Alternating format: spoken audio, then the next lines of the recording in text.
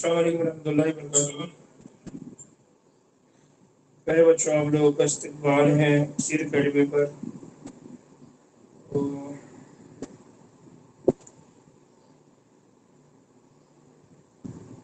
जी, तो अल्हम्दुलिल्लाह हमारा चैप्टर कंटिन्यू है। ह्यूमन हेल्थ एंड डिजीज की हम बात कर रहे हैं, इंसानी सेहत और बीमारियों की हम बात कर रहे हैं।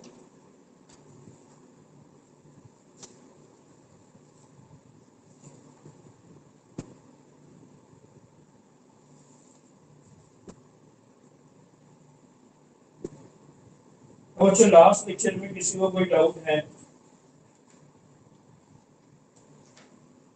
तो हम डिस्कशन करेंगे इंशाल्लाह डाउट सेशन में। अब बच्चों एक अच्छी चीज़ ये है कि ये 2 दिन के अंदर अल्हम्दुलिल्लाह मैंने आपके तकरीबन पूरे पेपर तैयार कर लिए हैं, सारों का ट्रांसलेशन अल्हम्दुलिल्लाह कंप्लीट कर दिया है। अब सिर्फ ये रहेगा कि हर दिन 1 घंटा बैठ के उन क्वेश्चंस को अलाइन करना है, पेपर को सेट करना है। तो एक बड़ा काम जो था वो मैंने तकरीबन अल्हम्दुलिल्लाह खत्म कर दिया है। तो इससे क्या होगा, इससे मेरे लिए भी आसानी हो जाएगी इंशाल्लाह और मेरे काम भी आसान हो जाएंगे। अदरवाइज क्या हो रहा था, क्योंकि पीएचडी की स्टडी भी मेरी चालू है, उसके लिए भी मुझको वक्त देना रहता है। तो होता ये है कि उस वक्त को देने के लिए मेरे लिए बहुत सारे क्या हो रहे थे, इश्यूज हो रहे थे। क्योंकि तकरीबन 1 महीना मैंने पूरी तरह से डेडिकेटली ये आपके स्टडी के लिए दे दिया। तो इसमें ये हुआ कि बहुत सारे काम जो मैंने उस महीने में करने चाहिए थे वो सब मैंने छोड़ दिए। तो वो सारा बर्डन मेरे ऊपर आया हुआ है, वो सारी चीज़ों को मेरे को दोबारा कवर भी करना है। तो इसलिए फिर मैंने ये 2 दिन का आपसे छुट्टी लेकर ये सारे कामों को अंजाम दिया।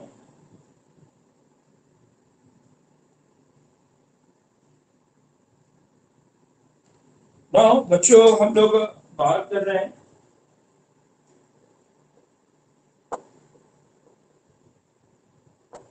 इंसानी सेहत और बीमारियां।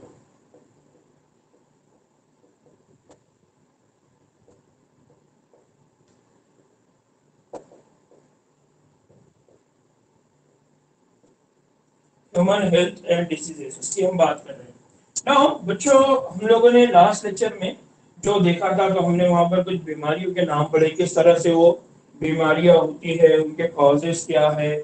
तो और आज हम जो बात करने वाले ये है कि उन बीमारियों के अगेंस्ट में हमारे जिस्म के अंदर जो मुदाफियती निज़ाम है, हमारे जिस्म के अंदर क्या है, मुदाफियती निज़ाम है, जिसको हम कहते हैं इम्यून सिस्टम। क्या कहते हैं हम उसको, इम्यून सिस्टम। तो इम्यून सिस्टम से रिलेटेड आज हम बात करने वाले हैं। तो बेसिकली ये कि हमारा जो जिस्म है या हम दिन भर जितने काम करते हैं, तो कई सारे ऐसे उर्दूबीनी जानदार बोलिए या ऐसे फैक्टर्स है, ऐसे अज्जा है जो हमारे जिस्म से क्या करते हैं, टकराते हैं। लेकिन उसकी वजह से हमारी तबीयत या हमको बीमारी नहीं होती। क्यों इस तरह से होता है? तो उसकी वजह यह है कि हमारे जिस्म के अंदर क्या है, एक निजाम है, एक सिस्टम है, जिसको हम क्या कहते हैं, इम्यून सिस्टम, या हम उसको क्या कहते हैं, मुदाफियती निजाम। तो मुदाफियती निजाम का मतलब क्या है? मुदाफियती निजाम को हम डिफाइन कैसा करेंगे कि बीमारियों के पैदा करने वाले उज़ूय, और समझने के लिए मैं लिख रहा हूं कि उर्दूबीनी जानदार, और लिख रहा हूं कि इनको हम क्या कहते हैं, जराशीम। ठीक है, उज़ूय और अज्जा के मुकाबले में हमारे जिस्म की हिफाजत करने के इस अमल को, क्या कहा जाता है, इस अमल को कहा जाता है इम्यूनिटी। क्या कहा जाता है इस अमल को? इम्यूनिटी। और उर्दू में कहते हैं मामूनियत। क्या कहते हैं इसको? मामूनियत, और इस निजाम को कहा जाता है मुदाफियती निजाम, कहा जाता है मुदाफियती निजाम और मामूनी निजाम, या क्या कहते हैं उसको, मामूनी निजाम। तो बेसिक चीज याद रखिए कि बीमारियों के पैदा करने वाले जितने भी उज़्व है, जिनको हम या तो खुदबीन की अंदर करें या जरासीम करें, और जो दूसरे भी अज्जा हो सकते हैं, उनके मुकाबले में हमारे जिस्म की क्या करना है, हिफाजत करना है। अब इस हिफाजत को हम ये कह सकते हैं कि जिस्म की काबिलियत भी हम कह सकते हैं।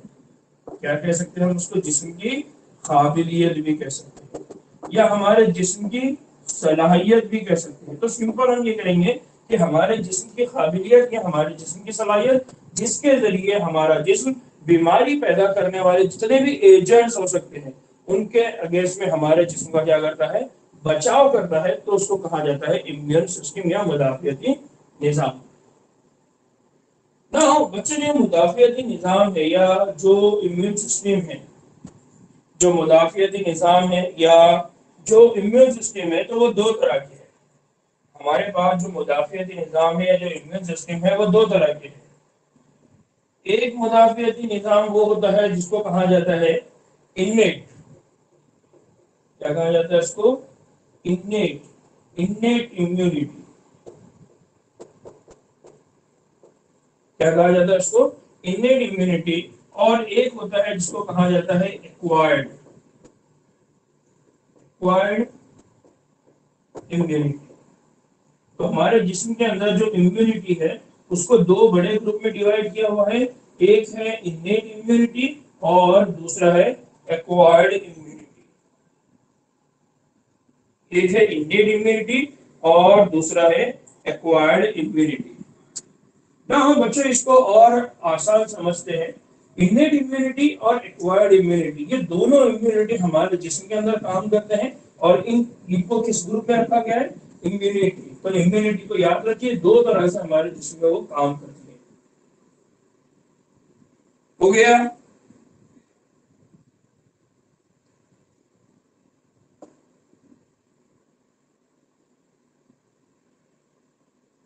जी बच्चों, आप सबको भी शुक्रिया।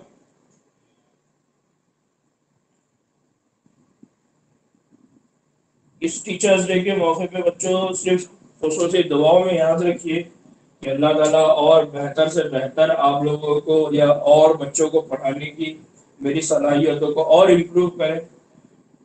मेरे मेरे मेरा मतलब मेरे जिस्म को इतनी ताकत दे कि मैं और ज्यादा मेहनत कर सकूं। जज़ाकल्लाह।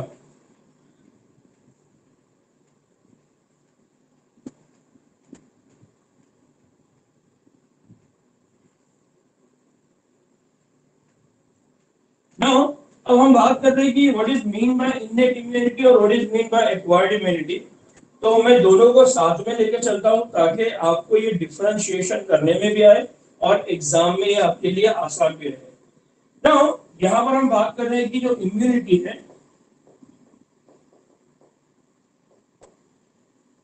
जिसको हम कह रहे हैं कि हमारे जिस्म का मुदाफियती निजाम, या जिसको एनसीईआरटी ने तो मामूनी निजाम या मामूनियत निजाम लिखा हुआ है।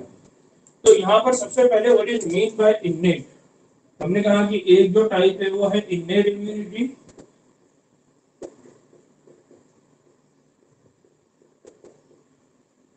और दूसरा इसका टाइप है वो है एक्वायर्ड इम्यूनिटी। एग्जाम में इस पर काफी सारे सवाल किए गए हैं, यानी आप इससे अंदाजा लगा सकते हैं कि हर साल तकरीबन 2000, शायद मेरे पास 2012 से है, तो 2012 से 20 तक हर बार 5 सवाल इसमें से आए हैं। तो उसमें से एक दो सवाल आया वो इम्यूनिटी सिस्टम पर भी आया हुआ है। तो इन्नेट इम्यूनिटी क्या होती है? तो इन्नेट इम्यूनिटी ये एक गैर मखसूस, क्या होता है, ये गैर मखसूस मुदाफियती निजाम है। कैसा ये गैर मखसूस मुदाफियती निज़ाम। उसके मुकाबले में अगर एक्वायर्ड की बात करें तो एक्वायर्ड कैसा है, मखसूस मुदाफियती निज़ाम है। मखसूस और गैर मखसूस का मतलब क्या है, तो हम यहाँ लिख लेते हैं ताकि आपको याद रहे। नॉन स्पेसिफिक, ये कैसा है, नॉन स्पेसिफिक। और मखसूस ये कैसा है, स्पेसिफिक। अब ये नॉन स्पेसिफिक और स्पेसिफिक का मतलब क्या है कि यहाँ पर जब इंडियन इम्यूनिटी काम करेगा तो ये किसी भी टाइप का एंटीजन आने दो, किसी भी टाइप का फॉरेन पार्टिकल आने दो, उसके अगेंस्ट में ये काम करेगा। बैक्टीरिया हो, कोई केमिकल हो, कोई वायरस हो, हर एक के अगेंस्ट में ये काम करेगा। लेकिन यहाँ पर क्या रहेगा, तखस्सुस रहेगा, मखसूस रहेगा। अगर वायरस आ रहा है तो स्पेशल काम होगा, बैक्टीरिया आ रहा है तो अलग काम होगा। तो इस तरह से यहाँ पर क्या होता है, स्पेसिफिक होता है, मखसूस होता है ना। ये जो होता है ये इनबॉर्न होता है, ये कैसा होता है, पैदाइशी होता है। जब हम पैदा होते हैं तभी निजाम हमारे साथ होता है, और ये पैदाइशी नहीं होता, पैदाइशी नहीं होता। और हम ये कह सकते हैं किसको क्या कहता है, इसको इसको वक्ती हालात के दौरान हासिल किया जाता है। जैसा जैसा वक्ती हालात रहेंगे, फॉर एग्जांपल टाइफाइड हो गया तो टाइफाइड के अगेंस्ट में, फिर अगर ट्यूबरक्लोसिस हो गया, टीबी हो गया तो टीबी के अगेंस्ट में, कोरोना आ गया कोरोना के अगेंस्ट में। तो जो स्पेसिफिक टाइम रहेगा, जो उस वक्त के हालात रहेंगे, उस वक्ती हालात के हिसाब से इसको क्या किया जाता है, हासिल किया जाता है। इसलिए इसका नाम क्या रखा हुआ है, एक्वायर्ड। एक्वायर्ड का मतलब होता है किसी चीज को आपने क्या करना है, हासिल करना है। तो ये क्या होता है, ये पैदाइशी नहीं होता बल्कि वक्ती हालात के हिसाब से इसको हासिल किया जाता है, इसलिए इसको कहा जाता है एक्वायर्ड। और ये हमारे पास पैदाइशी होता है, पैदा होने से लेके मरने तक ये मैकेनिज्म हमारे साथ होता है, इसलिए इसको कहा जाता है इन्नेट इम्यून रिस्पांस और गैर मखसूस मुदाफियती निजाम। यानी अगर आप थोड़ी देर के लिए अगर सोच सकते हैं कि जब हम पैदा होते हैं तो अगर हमारे पास इन्नेट इम्यूनिटी अगर नहीं होती, तो जब हम पैदा होते हैं तो हम कितने सारे ऐसे जानदार है, ऐसे फैक्टर्स है जिनसे हमारा इंटरेक्शन होता है, जो हम दुनिया में पहली बार कर रहे होते हैं। उस वक्त हमारे जिस्म को तो कोई समझ नहीं है, उस वक्त तो हमारे जिस्म को कोई शऊर नहीं है कि कौन क्या है, वायरस कौन है, बैक्टीरिया कौन है, कुछ नहीं मालूम। फिर भी हमको कोई बीमारी नहीं होती, फिर भी हम बच जाते हैं। तो उसकी वजह क्या है, इन्नेट इम्यूनिटी। तो याद रखिए कि ये गैर मखसूस मुदाफियती निजाम है और ये कहाँ से होता है, पैदाइश से होता है। अक्सर इस तरह के सवाल, बहुत आसान सवाल इस पे किए जाते हैं और हमको वो मालूम नहीं होते, इसलिए मैं बार बार इसको रिपीट कर रहा हूँ कि याद रखिए कि ये गैर मखसूस मुदाफियती निजाम है और ये कैसा होता है, पैदाइशी होता है, पैदा होने के साथ हमारे साथ होता है। नाउ इन्नेट इम्यूनिटी रिस्पॉन्स, जो इन्नेट इम्यूनिटी जो होती है, तो उसको चार अलग अलग बड़े ग्रुप में डिवाइड किया हुआ है। तो पहला जो है वो है फिजिकल बैरियर। वो क्या है, फिजिकल बैरियर। अब ये फिजिकल बैरियर का मतलब क्या है, तो हमारे जिस्मानी रुकावट, जो इन्नेट इम्यूनिटी रिस्पॉन्स है, उसको हासिल करने के लिए चार अलग अलग मैकेनिज्म हमारे जिस्म के अंदर है। अब ये मैकेनिज्म कैसे है, तो ये फिजिकल बैरियर है, ये हमारे जिस्म की रुकावट है। फॉर एग्जाम्पल अगर हम डाइजेस्टिव सिस्टम की बात करें, या हम हमारे रेस्पिरेटरी सिस्टम की बात करें, या हम हमारे रिप्रोडक्टिव सिस्टम की बात करें, तो हमारा डाइजेस्टिव सिस्टम, हमारा रेस्पिरेटरी सिस्टम, हमारा रिप्रोडक्टिव सिस्टम, यानी हमारा माउथ भी खुला हुआ है, हमारी नोज भी खुली हुई है, इवन तो हमारा रिप्रोडक्टिव सिस्टम भी ओपन साइड है। तो ये जितने भी साइड है, इन साइड से कोई भी माइक्रो ऑर्गेनिज्म इंटर हो सकता है, दाखिल हो सकता है, लेकिन उसको एंट्री नहीं मिलती है। फॉर एग्जाम्पल अगर आपके माउथ में कोई चीज चले गया, तो आपके जो रेस्पिरेटरी सिस्टम है या जो आपके नेजल ट्रैक है, वो क्या कर देती है, उनको पकड़ लेती है। फॉर एग्जाम्पल धूल है, तो यहाँ पर हमारे पास सिलियरी मसल्स है, वो धूल को पकड़ लेंगे, ट्रैप कर लेंगे और फिर नाक से बाहर कर देंगे। तो इस तरह के जो बैरियर है उनको क्या कहा जाता है, फिजिकल बैरियर, जो क्या करते हैं, पहले ही रोकने का काम करते हैं, किसी भी चीज को एंट्री नहीं देते। लेकिन अगर कोई फिजिकल बैरियर से बच जाए, फिजिकल बैरियर को अगर किसी ने क्रॉस कर दिया, फॉर एग्जांपल एपिथेलियल लेयर थी हमारे बॉडी के अंदर की, उस एपिथेलियल लेयर ने कोशिश किया कि उस एंटीजन को रोक दे, लेकिन वो एंटीजन किसी वजह से नहीं रुका, वो अंदर चला गया। तो अब क्या होगा, अब अंदर जाने के बाद उसके अगेंस्ट में एक और रुकावट डालना है, वो रुकावट होती है, उसको कहा जाता है physiological.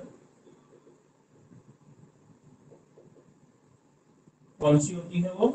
Physiological barrier. Physiological barrier को कहा जाता है उज़ुयाती, उज़ुयाती रुकावट। अब ये उज़ुयाती रुकावट का मतलब क्या है?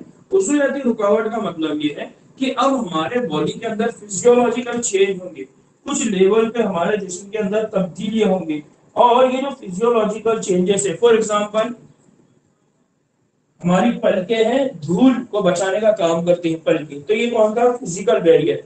लेकिन अब धूल आंख में चले गई, तो अब उस आंख को निकाल, आंख में से निकालेंगे कैसे? तो आंख में हमारे क्या प्रोड्यूस होना शुरू हो जाएंगे?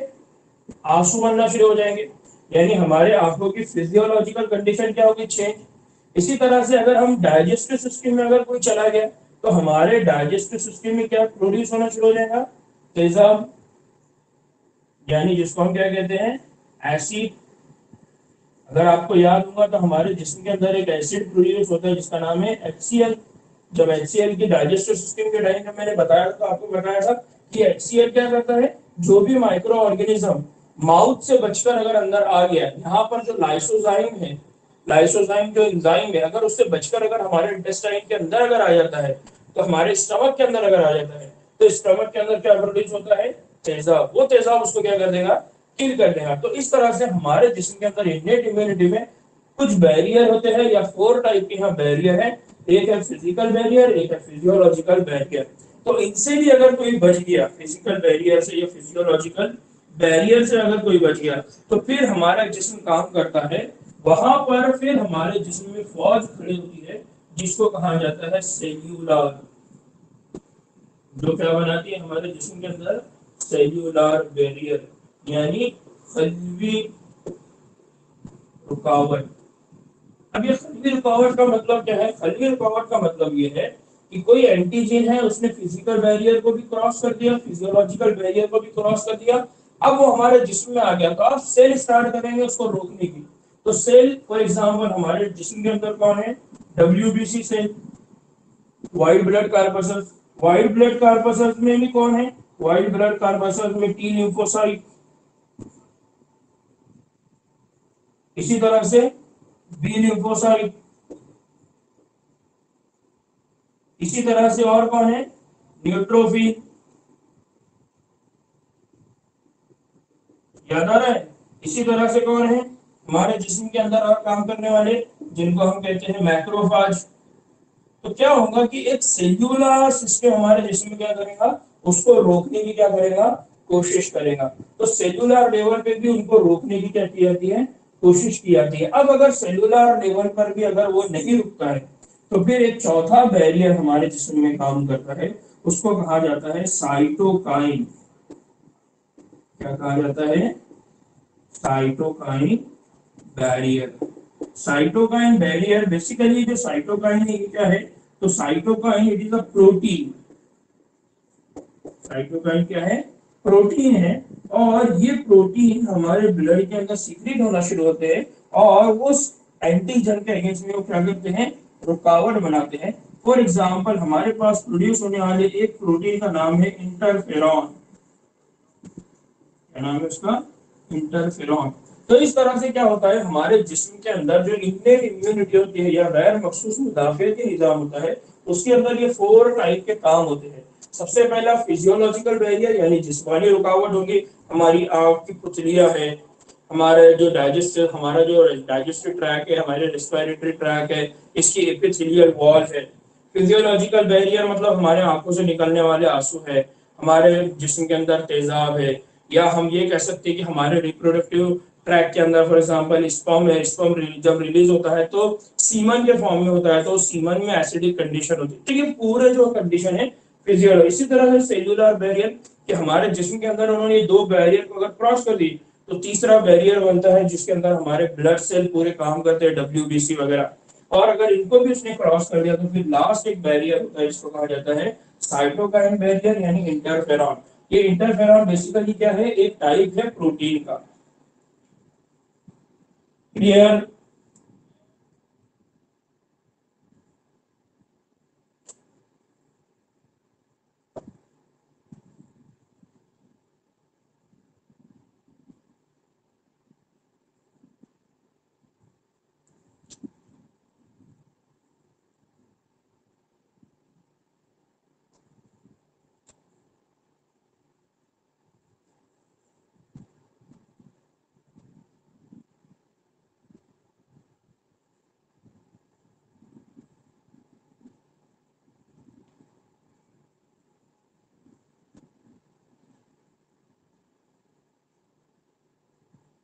ठीक है, नौ बच्चों में इसको इरेज कर रहा हूं, आगे बढ़ते हैं।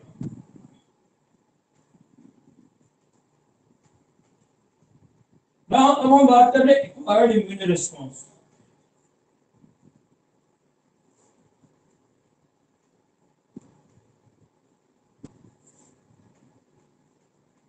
जैसा मैंने पहले कहा कि एक्वायर्ड इम्यून रिस्पॉन्स कैसा होता है, तो एक्वायर्ड इम्यून रिस्पॉन्स ये हमारे जिस्म में पैदाइशी नहीं होता।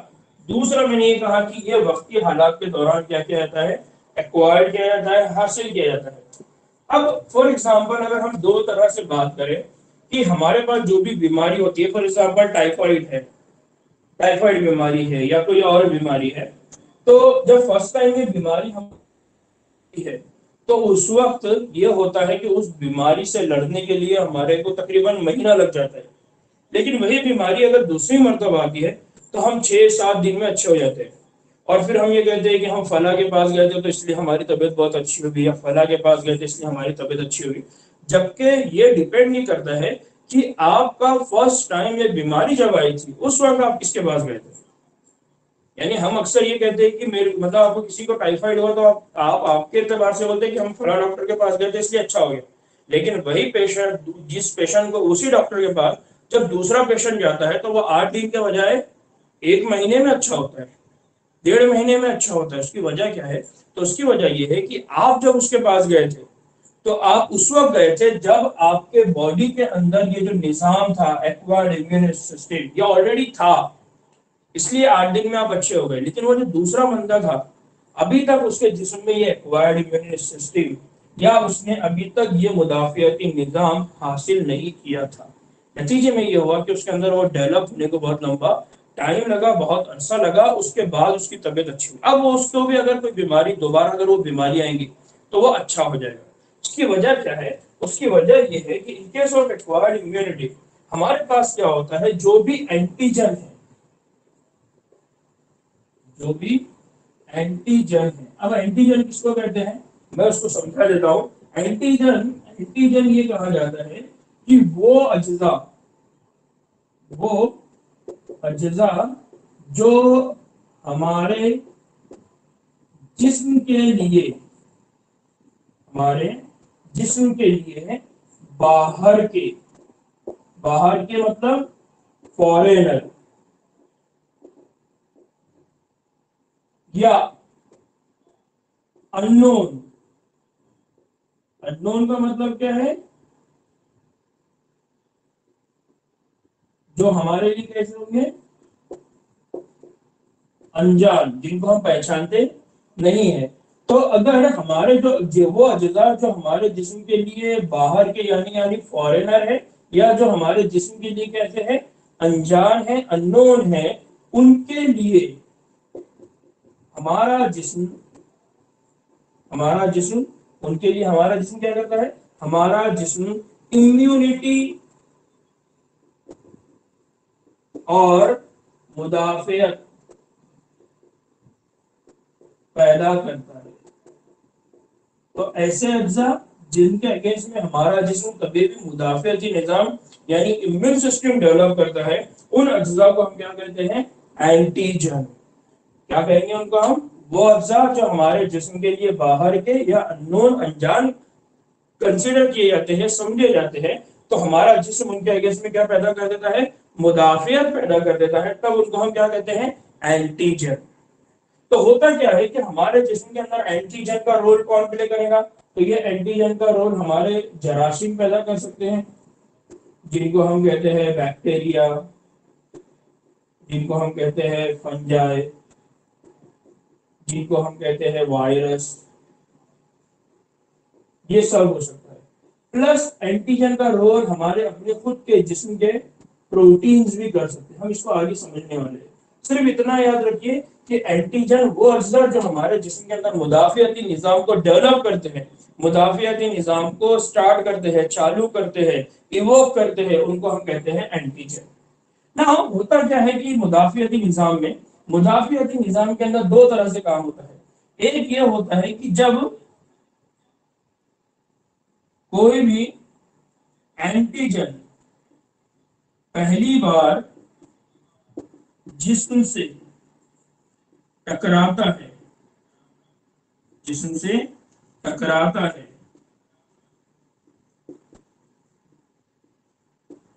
तब उसको कहा जाता है, उसको प्राइमरी रेस्पॉन्स, उसको क्या कहा जाता है? Primary response. और ये जो प्राइमरी रेस्पॉन्स होता है ये बहुत आहिस्ता होता है। ये कैसा होता है? बहुत आहिस्ता होता है। फिर जब दूसरी मर्तबा एंटीजन दूसरी मर्तबा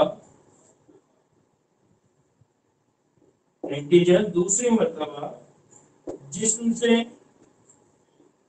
टकराता है, उस वक्त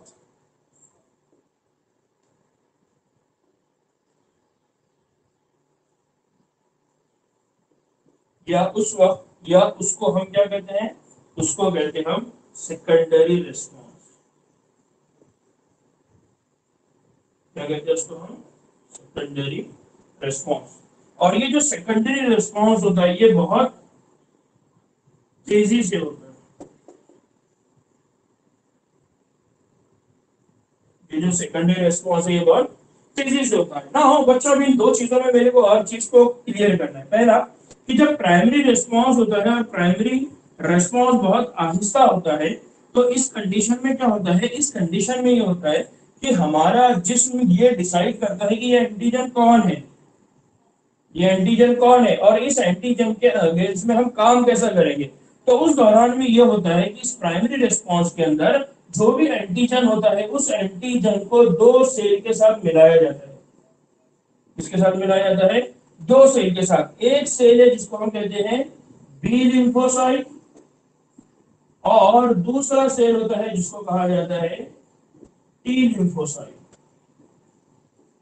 बी लिम्फोसाइट क्या करते हैं? बी लिम्फोसाइट उस एंटीजन को लेते हैं, यानी उस फॉरेन पार्टिकल को लेते हैं या उस पैथोजन को लेते हैं, और उसके अगेंस्ट में वो दो चीजें बनाते हैं। एक वो बनाते हैं प्लाज्मा सेल। क्या बनाते हुए? प्लाज्मा सेल, या जिसको कहा जाएगा प्लाज्मा फलिया। और दूसरा वो बनाते हैं मेमोरी सेल। क्या बनाते हैं दूसरा? वो मेमोरी सेल। प्लाज्मा जो सेल है वो क्या बनाते हैं? प्लाज्मा सेल बनाते हैं एंटीबॉडी। प्लाज्मा सेल क्या बनाना शुरू करते हैं? एंटीबॉडी। और ये एंटीबॉडी जाकर किससे फाइट करेगा? एंटीजन से। ये जो एंटीबॉडी बनी है ये एंटीबॉडी किससे जाके फाइट करेगा? एंटीजन से। और ये जो मेमोरी सेल है ये मेमोरी सेल काम करेंगे इन सेकेंडरी रेस्पॉन्स। ये कहां पर काम करना शुरू करते हैं? Secondary response. यानी जब दोबारा वो एंटीजन आएगा, कब आएगा वो दोबारा एंटीजन? यहां पर। जब ये एंटीजन दोबारा आता है तब ये मेमोरी सेल इस सेकेंडरी रेस्पॉन्स में काम करते हैं। नतीजे में जो सेकेंडरी रेस्पॉन्स होता है वो कैसा होता है? तेजी से होता है।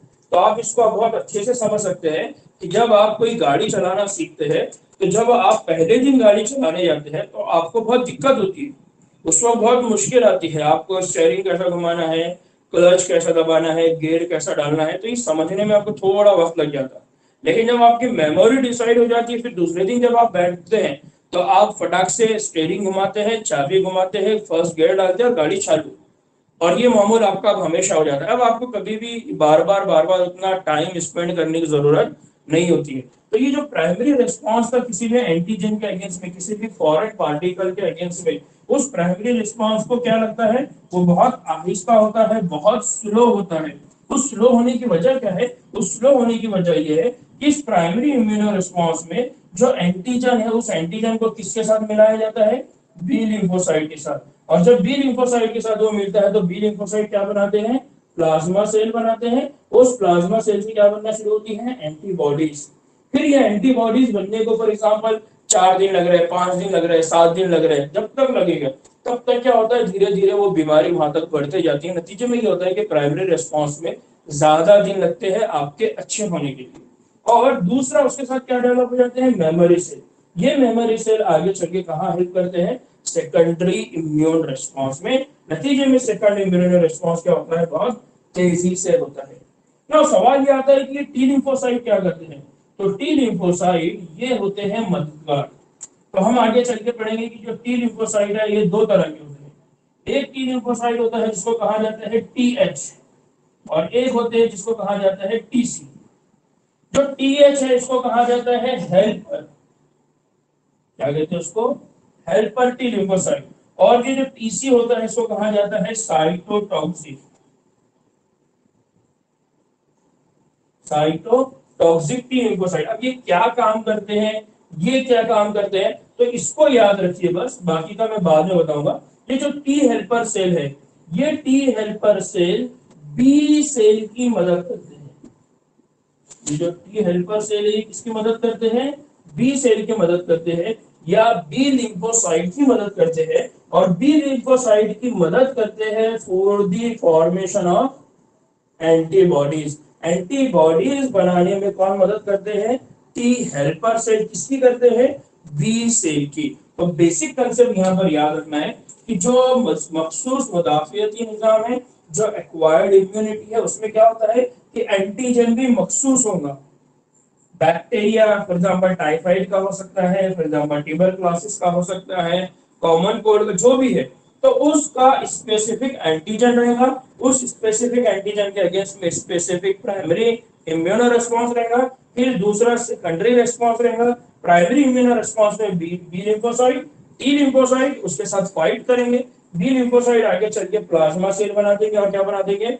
Memory cell. Plasma cell antibodies बनाएंगे। नतीजे में यह होता है कि उस पेशेंट के बॉडी में 7 दिन के बाद एंटीबॉडी बनते हैं, 8 दिन के बाद एंटीबॉडी बनते हैं, 15 दिन के बाद एंटीबॉडी बनते हैं। नतीजे में वो अब बीमारी के अगेंस्ट में लड़ने लगता है। तो हम ये कहते हैं कि नहीं, 15 दिन के बाद इनकी सेहत अच्छी हो रही है, 8 दिन के बाद इनकी सेहत अच्छी हो रही है। इसका मतलब क्या है? सेहत अच्छी हो रही का मतलब उसके बॉडी में क्या बनना शुरू हो गया? एंटीबॉडीज बनना शुरू हो गए। और साथ ही साथ क्या बनना शुरू हो गए? Memory cell. ये मेमोरी सेल सेकेंडरी रेस्पॉन्स में काम करेंगे। नतीजे में जो सेकेंडरी रेस्पॉन्स होता है बहुत तेजी से होता है, बहुत फास्ट होता है। तो यहाँ एक्वायर्ड इम्यूनिटी में जो खास बात है कि एक्वायर्ड इम्यूनिटी में क्या डेवलप होती है? एक्वायर्ड इम्यूनिटी में डेवलप होती है याददाश्त। क्या डेवलप होती है? याददाश्त। या हम क्या कहेंगे, एक्वायर्ड इम्यूनिटी में क्या डेवलप होती है? मेमोरी। डेवलप होती है मेमोरी। और इसी मेमोरी को हम, या इसी सलाहियत को हम हमारे इम्यूनाइजेशन के लिए, वैक्सीनेशन के लिए इस्तेमाल करते हैं। कैसा करते हैं, क्या करते हैं, मैं आगे बताऊंगा। हो गया?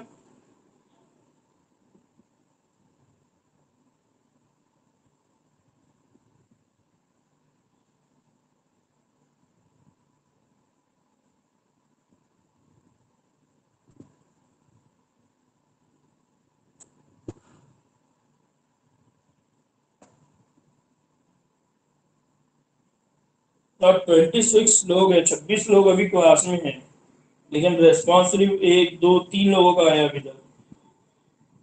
हो गया?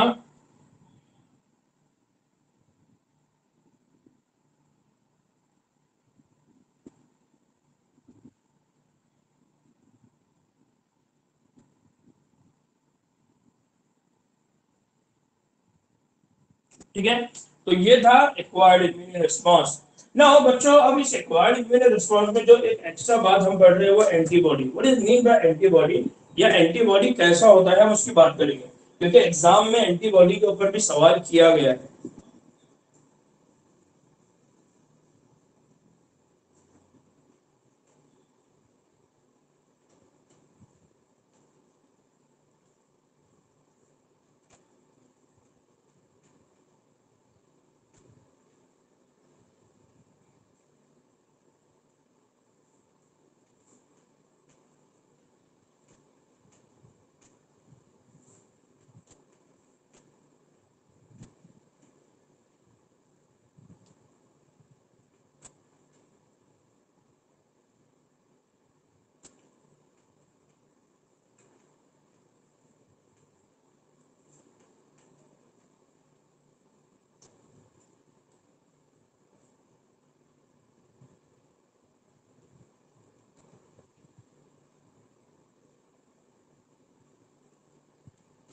Now, what is antibodies?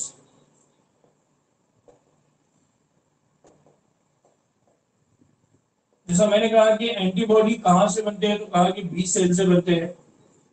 ठीक है, बी सेल की हेल्प कौन करता है एंटीबॉडी बनाने में, तो टी एच सेल करते हैं। इसको याद रखना, एग्जाम में सवाल किया था। फिर एंटीबॉडी क्या होते हैं, तो एंटीबॉडी बेसिकली ये होते हैं इम्यूनोग्लोब्युलिन प्रोटीन। इम्यूनोग्लोबिन प्रोटीन्स होते हैं। अगर आप लोगों को याद होगा तो जब हम बात कर रहे थे ब्लड, अगर किसी को याद होगा तो जब हमने बात किए थे ब्लड, तो हमने कहा था कि ब्लड के अंदर दो इंपॉर्टेंट चीजें होती है, एक होता है प्लाज्मा और एक होता है फॉर्म एलिमेंट या फॉर्मिंग एलिमेंट, जिनको हमने कहा था, जिसमें हमने कहा था कि ब्लड कार्पसेल्स होते हैं। तो अगर ब्लड के अंदर सिर्फ हम प्लाज्मा की बात करें तो प्लाज्मा में मैंने कहा था कि प्रोटीन्स होते हैं, और वो प्रोटीन तीन तरह के होते हैं। अगर किसी को याद आ रहा हो तो अच्छी बात है। एक होता है जिसको हम कहते हैं एल्ब्यूमिन, एक मैंने कहा था कि वो क्या होते हैं, ग्लोब्यूलिन, और तीसरे जो होते हैं उनको मैंने कहा था कि हमने कहा था उनको फाइब्रिनोजन। तो आपको याद होगा कि फाइब्रिनोजन को मैंने कहा था कि ये ब्लड क्लॉटिंग में काम करते हैं, और हमने इनको स्टडी भी की थी कैसा ब्लड क्लॉटिंग में काम करते हैं। एल्ब्यूमिन की बात किया था कि वो ब्लड के अंदर ऑस्मोटिक बैलेंस मेंटेन करते हैं ना। आज जिनकी बात हम कर रहे हैं एंटीबॉडी, तो वो ये ग्रुप के लोग हैं, ग्लोब्यूलिन, यानी जो क्या करते हैं हमारे जिस्म के अंदर इम्यून, यानी आपको याद होगा तो उसको मैंने दिखाया था ये हमारे जिस्म के अंदर इम्यूनिटी डेवलप करने में या हमारे जिस्म के मुदाफियती निजाम में काम करते हैं।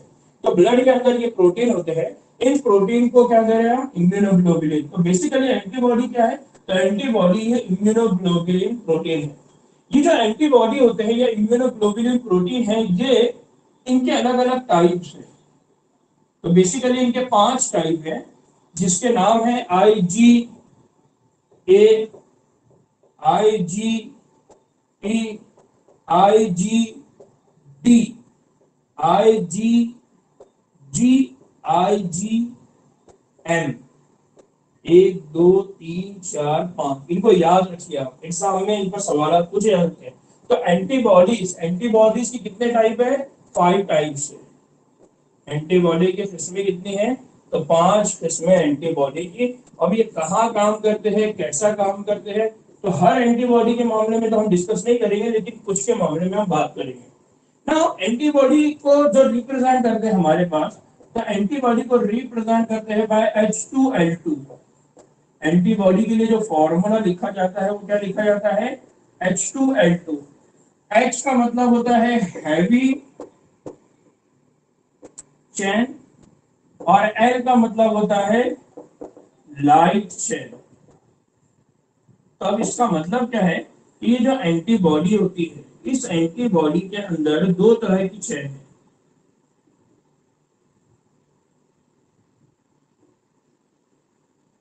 यानी इसका जो शेप होता है, हम ऐसा कह सकते हैं कि Y, जो हमारा इंग्लिश का अल्फाबेट है, उसकी तरह ये होता है। तो ये जो चेन है ये है heavy chain H,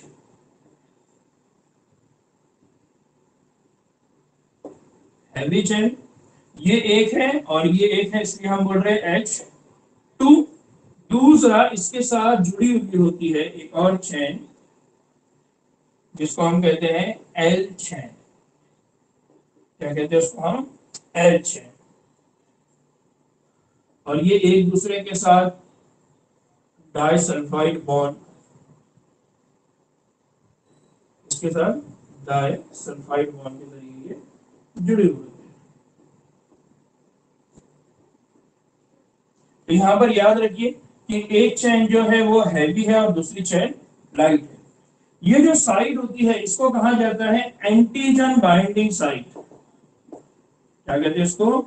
antigen binding site, यानी वो जगह जहां से ये एंटीबॉडी एंटीजन को पकड़ती है। ये साइट कौन सी साइट है? ये दोनों भी, ये दो साइट जो है ये किसको पकड़ने वाली साइट है? एंटीजन को पकड़ने वाली। यानी कोई भी एंटीजन अगर आ गया, फॉर एग्जाम्पल ये एंटीजन है, अब इस एंटीजन को पकड़ेंगे कैसा? तो इस एंटीजन को पकड़ने का तरीका ये है। तो ये वाली जो साइट है, इस साइट को क्या कहा जाता है? Antigen binding site. एग्जाम में इस पर सवाल हो सकता है कि एक एंटीबॉडी के पास कितने एंटीजन बाइंडिंग साइट होते हैं? तो एक एंटीबॉडी के पास दो एंटीजन बाइंडिंग साइट होते हैं। अब अगर इसी तरह से उन्होंने कहा कि आपके पास एक ब्लड है और एक एंटीजन आपके पास आया हुआ है और वहां पर 10 एंटीबॉडीज है, वो 10 एंटीबॉडी जाके उस एंटीजन को पकड़ते, तो बताइए उनके पास कितने एंटीजन बाइंडिंग साइट है? तो एक के पास 2 है, 10 के पास 20 होंगे। तो इस तरह से कुछ लॉजिकल क्वेश्चन, कुछ ट्रिकी क्वेश्चन आपको किए जा सकते हैं। तो इसको याद रखना है कि जो एंटीबॉडी होती है, एंटीबॉडी के 5 टाइप है, आईजीए, आईजीई, आईजीडी, आईजीजी और आईजीएम। और इनको हम कह रहे हैं इम्यूनोग्लोबुलिन। जब ये एंटीबॉडी बनते हैं तो कहां से बनते हैं? बी सेल से। और इन बी सेल को एंटीबॉडी बनाने में हेल्प कौन करता है? तो T H cell, T cell नहीं, टीसी सेल नहीं, कौन करता है? T H cell, helper T cell. हो गया?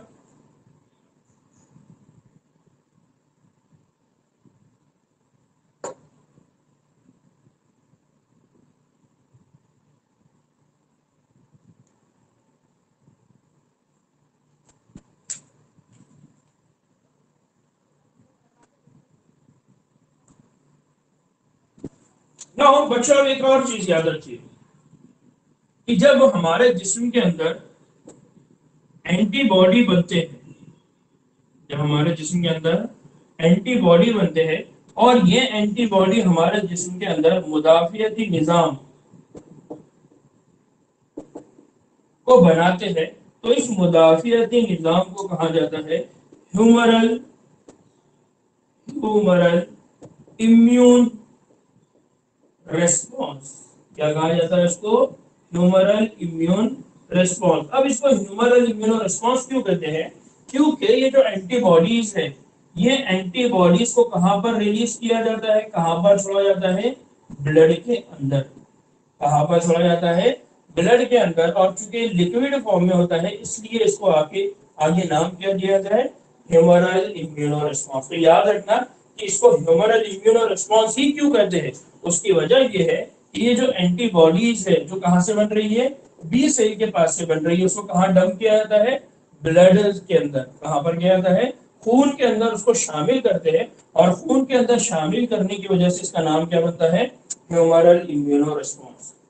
और अगर हमारे जिस्म के अंदर ये जो इम्यूनो रेस्पॉन्स है, अगर ये टी सेल की वजह से होता है, यानी 2 मिनट के लिए बात करें कि ये जो इम्यूनो रेस्पॉन्स हुआ ये किसकी वजह से हुआ? बी सेल की वजह से हुआ। और बी सेल ने क्या बनाए? एंटीबॉडी। इसलिए हम कह रहे हैं ह्यूमरल इम्यूनो रेस्पॉन्स। और अगर हमारे पास यही इम्यूनो रेस्पॉन्स टी सेल की वजह से होता है, टी सेल की वजह से अगर हमारे जिस्म के अंदर मुदाफियती निजाम डेवलप होता है, मुदाफियती निजाम बनता है, तो उसको कहा जाता है cell mediated, cell mediated immune response. क्या कहते हैं उसको? Cell mediated immuno response. और स्पेशली यहां पर जो टी सेल काम करता है वो होता है टीसी सेल। वो कौन होता है? TC cell. तो जब टीसी सेल किसी एंटीजन को पकड़ेंगे और उसको मारेंगे, उसको बाहर हटाने की कोशिश करेंगे, उस वक्त जो हमारे जिस्म में निजाम डेवलप होता है उसको कहा जाता है सेल मेडिएटेड इम्यूनो रिस्पॉन्स। क्या कहा जाता है उसको? Cell mediated immuno response. तो ये बहुत इंपॉर्टेंट है, एग्जाम में सवाल किया जाता है कि ह्यूमरल इम्यूनो रिस्पॉन्स का मतलब क्या है, और चार ऑप्शन दिए जाते हैं कि एंटीबॉडी के जरिए, टी हेल्पर सेल के जरिए, टी सी सेल के जरिए, या इनमें से कोई नहीं। इस तरह के ऑप्शंस बनाए जाते हैं। तो उस वक्त आपको यह याद रखना है कि वो इम्यूनो रिस्पॉन्स जो एंटीबॉडी की वजह से होता है हम उसको कहेंगे ह्यूमरल इम्यूनो रिस्पॉन्स, और वो इम्यूनो रिस्पॉन्स जो टीसी सेल की वजह से होता है उसको कहा जाएगा सेल मेडिएटेड इम्यूनो रिस्पॉन्स।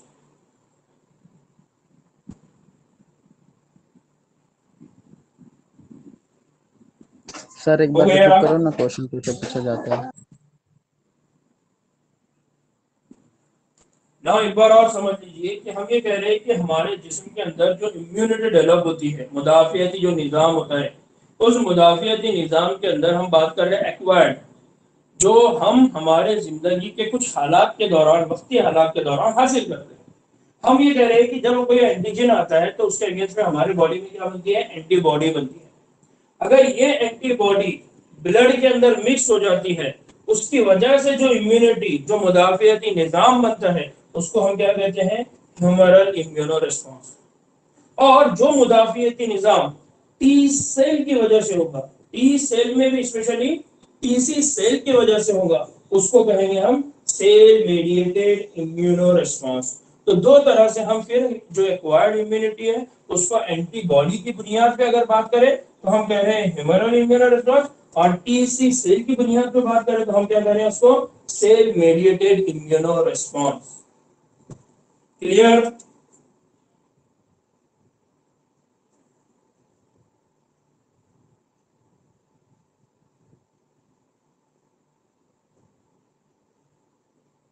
ठीक है। नाउ अब एक और कंसेप्ट, एक चीज और समझ लीजिए जो इंपॉर्टेंट भी है, वो ये है कि अक्सर क्या होता है हमारे पास, अगर आपने सुना होगा कि किडनी ट्रांसप्लांट हुआ, किसी ने किडनी दिया है, किसी ने आंख दी, किसी ने कुछ दिया, लेकिन उसके बावजूद भी क्या हुआ कि वो रिजेक्ट हो गया। क्या हो गया? वो रिजेक्ट हो गया। तो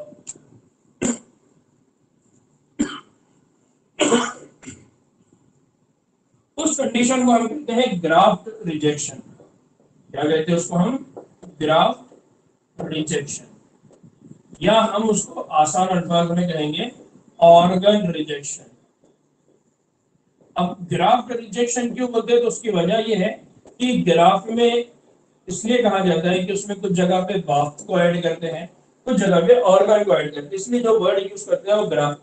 तो जब हम ग्राफ्ट रिजेक्शन, ग्राफ्ट ट्रांसप्लांट, यानी ग्राफ्ट, इससे पहले क्या होता है? इससे पहले जो अमल होता है उसको हम क्या कहते हैं?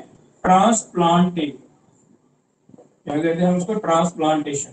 ट्रांसप्लांटेशन का मतलब क्या है कि किसी की किडनी फेल हो गई तो हम क्या करते हैं? उसको किसी डोनर से लेते हैं, किसी डोनर से यानी देने वाले से लेते हैं, और उसको किसको लेते हैं? रेसिपिएंट को, या हम उसको क्या कहते हैं? लेने वाला। ठीक है। जब किसी से आप लेते हैं और किसी को दे देते हैं तो वो हो जाता है ट्रांसप्लांटेशन। लेकिन कभी कभार क्या हो जाता है, ये ट्रांसप्लांटेशन जो आपने किया उसका क्या हो जाता है? रिजेक्शन। तो आप उसको कहते हैं ग्राफ्ट रिजेक्शन। ये क्यों हुआ? ये इसलिए हुआ क्योंकि जिस ऑर्गन को, जिस पार्ट को आपने ट्रांसप्लांट किए थे, कुछ दिनों के बाद अब वो बॉडी के अंदर क्या कंसिडर हो रहा है? फॉरेन। वो कंसिडर हो रहा है फॉरेनर, बाहर का, अननोन। तो नतीजे में ये होता है कि क्या होना शुरू हो जाता है? जिसम से उसका रिजेक्शन शुरू होता है और उसको बॉडी से क्या किया जाता है? बाहर किया जाता है।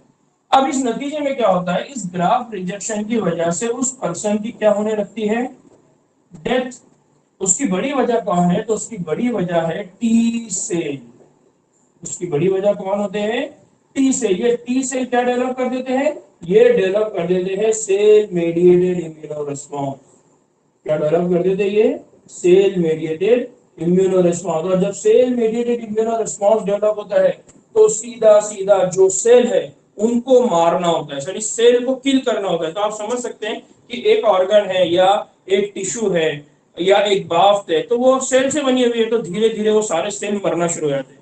तो नतीजे में ये होगा कि वो पूरा ऑर्गन मर जाएगा या पूरा वो टिश्यू डेड हो जाएंगे। नतीजे में क्या होता है कि उस पर्सन के अंदर वो जो ऑर्गन है वो किसी काम का नहीं होता, और उसको हम क्या कहते हैं, ग्राफ्ट रिजेक्शन, यानी ग्राफ्ट उसके बॉडी में क्या हो गया, रिजेक्ट हो गया। तो अक्सर जो ट्रांसप्लांटेशन का मामला होता है, उस ट्रांसप्लांटेशन के दौरान में जब इस तरह की चीजें देखने को मिलती है कि कोई ग्राफ्ट रिजेक्शन हो रहा है, तो इस पर्सन को, ये जो पर्सन है, ये जो बंदा है जिसके बॉडी में ये ट्रांसप्लांटेशन किया गया था, उस पर्सन के बॉडी में इम्यूनो रिस्पॉन्स डेवलप ना हो, उस पर्सन के बॉडी में इम्यूनो रिस्पॉन्स डेवलप ना हो, उसकी ऑर्गन या ग्राफ्ट रिजेक्शन ना हो, इसलिए उसको कंटिन्यूअस पूरी जिंदगी भर दिया जाता है कि वो क्या खाए, वो खाए इम्यूनो सप्रेशन।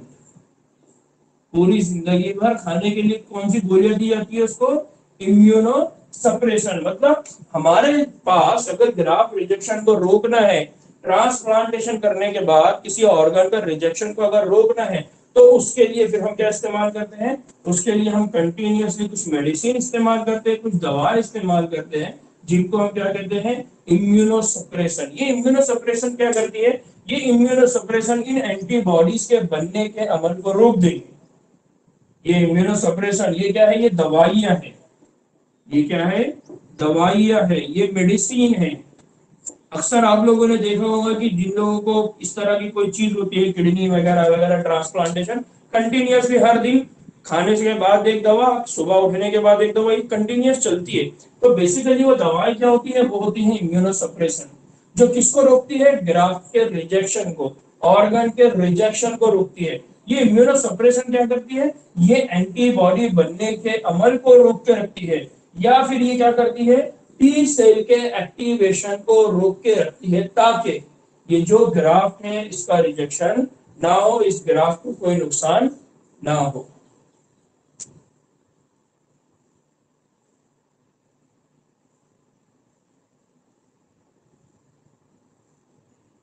क्लियर?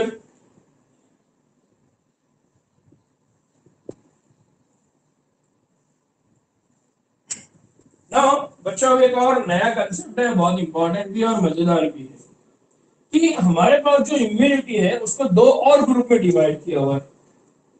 लेकिन ये जो ग्रुप है, ये उनके टाइम के, उनके डेवलप होने के बुनियाद पर है। तो जहां पर हम ये कहेंगे कि जो इम्यूनिटी है,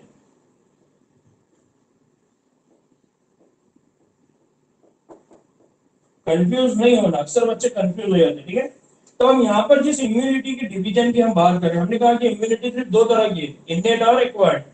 अब हम ये कह रहे हैं कि इम्यूनिटी का दो तरह से डेवलपमेंट होता है। एक वो होती है जिसको कहा जाता है एक्टिव इम्यूनिटी,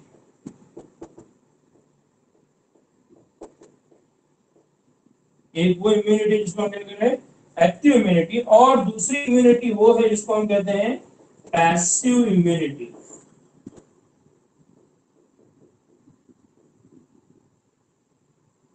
एक होती है एक्टिव इम्यूनिटी और एक होती है पैसिव इम्यूनिटी।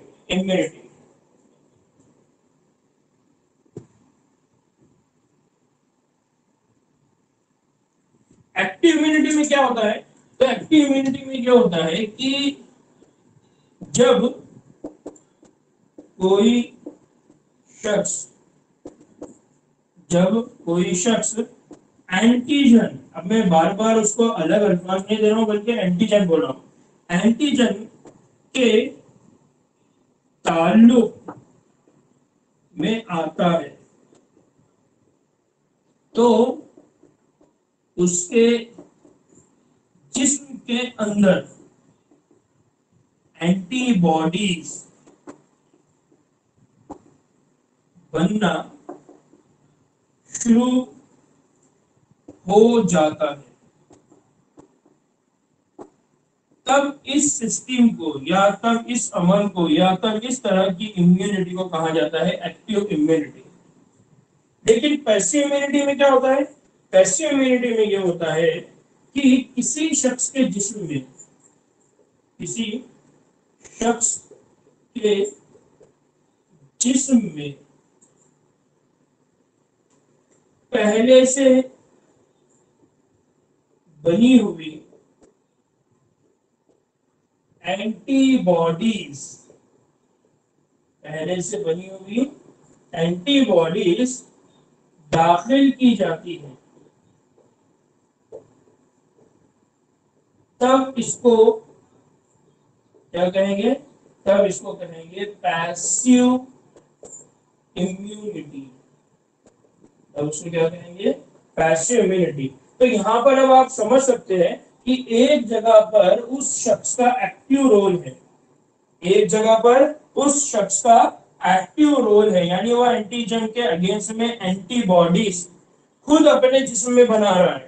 दूसरी जगह पर यहाँ पर एंटीबॉडीज कहीं और बन रही है और फिर उस शख्स के जिस्म में ऐड की जा रही है, इसलिए उसको कहा जा रहा है पैसिव इम्यूनिटी और दूसरे को कहा जा रहा है एक्टिव इम्यूनिटी। Concept clear?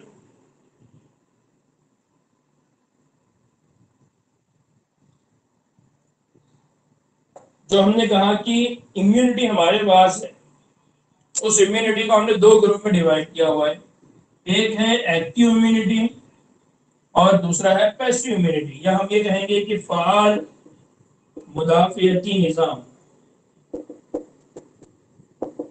ठीक है, और दूसरे को हम कह रहे हैं गैर फाल।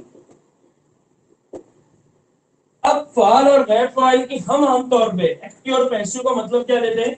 अगर यहाँ पर एनर्जी इन्वेस्ट हो रही है, यहाँ पर तवानाई खर्च हो रही है, तो इसलिए हम कह रहे हैं एक्टिव, और यहाँ पर कोई तवानाई नहीं लग रही है तो हम कह रहे हैं पैसिव।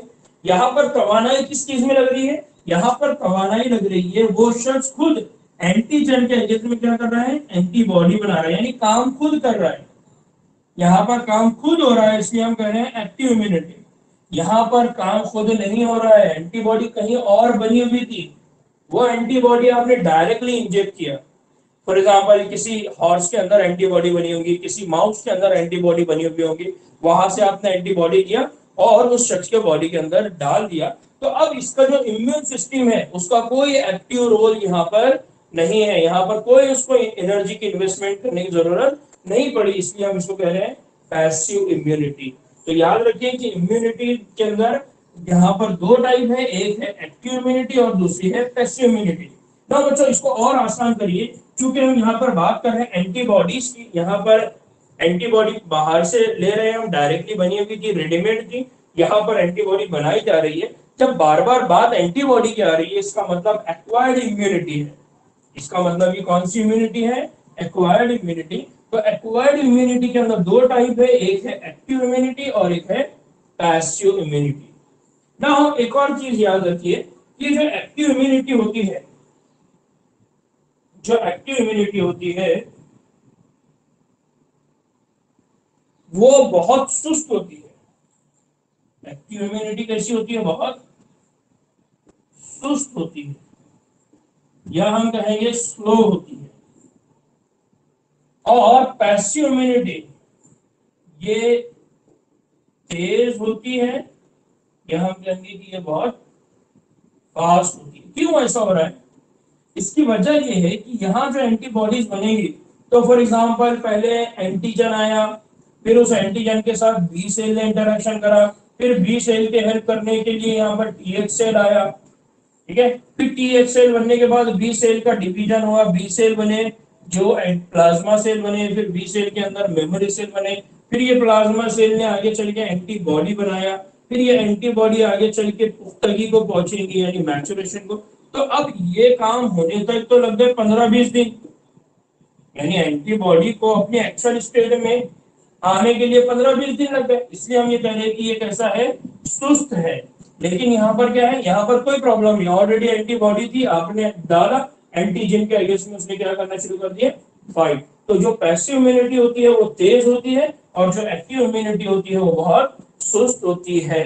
इसीलिए हम ये कहते हैं कि फर्स्ट टाइम जब इम्यूनो रिस्पॉन्स होता है, प्राइमरी इम्यूनो रिस्पॉन्स जब होता है, तब वहां पर होती है एक्टिव इम्यूनिटी, और जब सेकेंडरी रिस्पॉन्स होता है, सेकंड टाइम जब आता है, तो हम ये कह सकते हैं कि वहां पर चूंकि टाइम बहुत कम लग रहा है, ऑलरेडी वहां पर एंटीबॉडीज बनी हुई है, उस वक्त जो इम्यूनिटी वहां काम करेंगी वो किस टाइप की होंगी?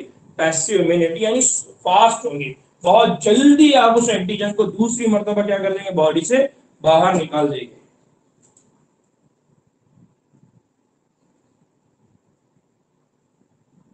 क्लियर?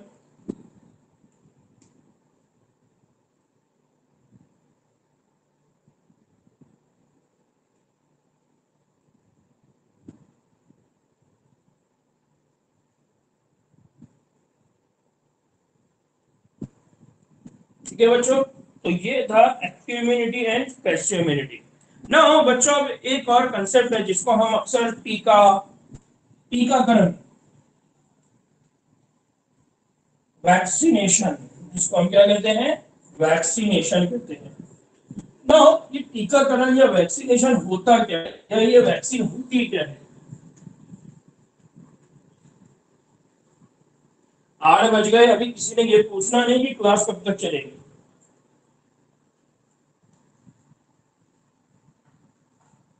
अब जब तक क्लास चलेगी तब तक आप लोगों ने रहना है।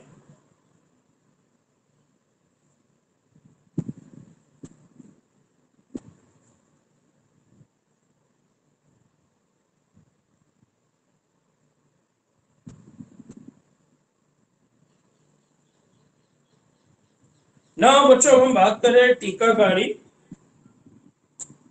या वैक्सीनेशन।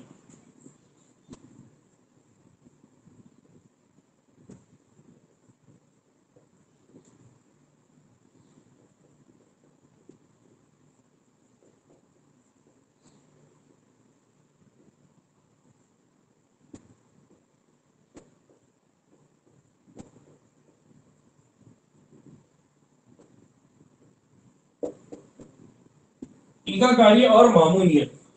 ना बच्चों, हम ये कहते हैं कि vaccine, what is mean bye vaccine या टीका? टीका क्या होता है? तो ये जो टीका होता है, बेसिकली क्या होता है कि ये टीका होता है, ये मजमुआ होता है।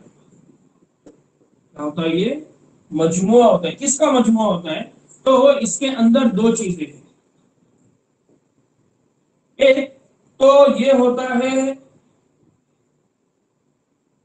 क्या बोलेंगे उसको, मतलब ऐसे बैक्टीरिया जिनकी एक्टिविटी को हमने लॉस कर दिया।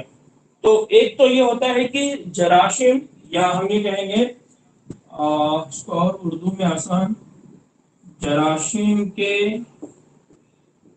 एंटीजेनिक प्रोटीन, एंटीजेनिक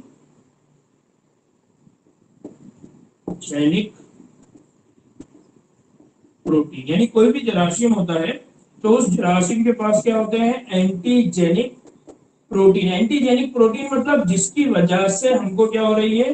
बीमारी हो रही है। तो हम क्या करते हैं? फॉर एग्जाम्पल, ये कोई वायरस है, ये कोई बैक्टीरिया है। इस बैक्टीरिया के अंदर ये डीएनए है। इस डीएनए के अंदर, इस डीएनए के अंदर फॉर एग्जाम्पल एक छोटा सा टुकड़ा है जिसकी वजह से बीमारी होती है।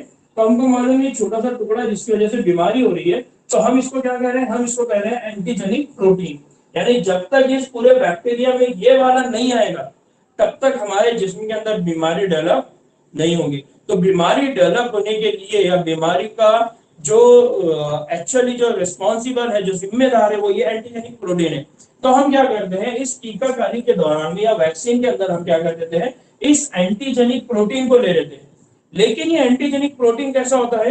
ये एंटीजेनिक प्रोटीन हमारे लिए हार्मलेस होता है, या ये इनएक्टिव होता है। कैसा होता है ये?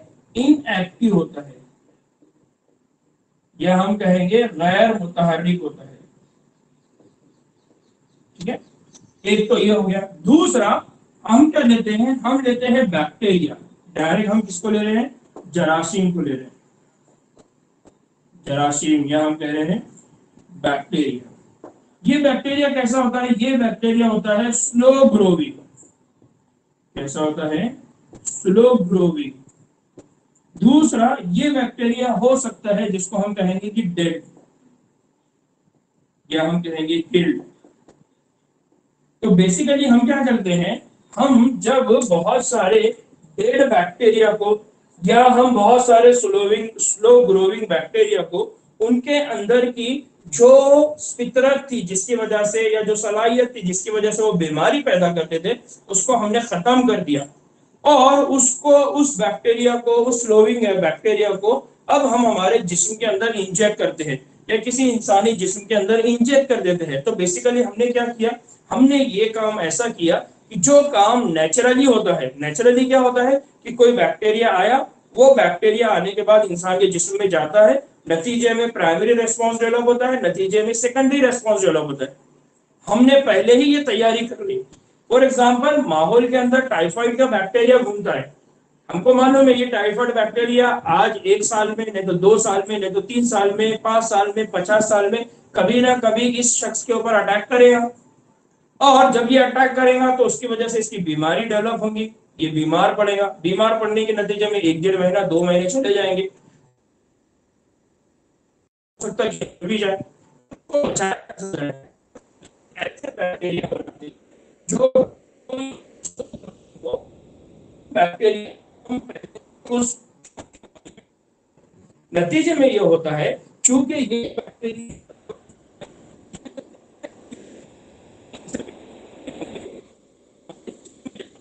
हमारे जिस्म के अंदर इनको फॉरेनर कंसीडर किया जाता है, और हमारे जिस्म के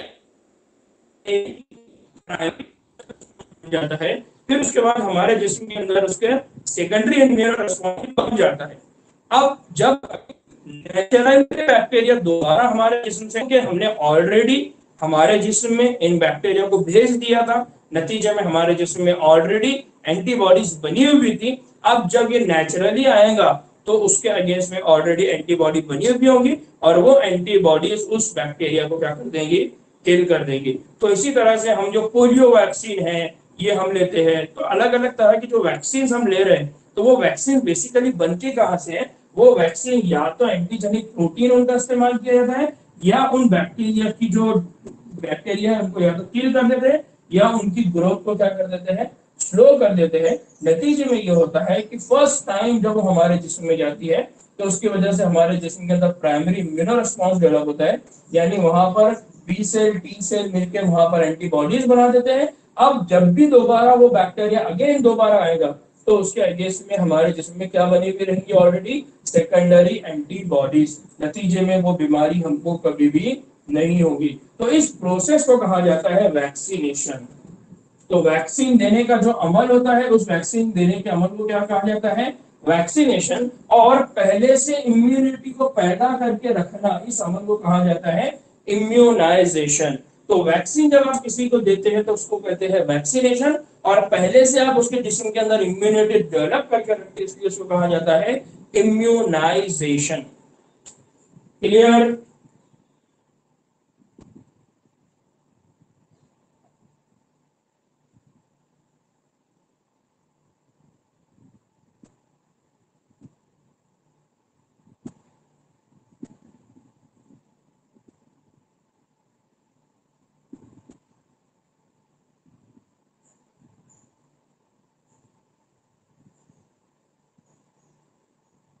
ना बच्चों मेरे को अब एक बात बताइए कि अगर वैक्सीन की अगर हम बात करते हैं, इम्यूनाइजेशन की बात करते हैं, तो वो एक्टिव टाइप की इम्यूनिटी होगी या पैसिव टाइप की इम्यूनिटी होगी, कौन सी टाइप के ऊपर काम करेगा?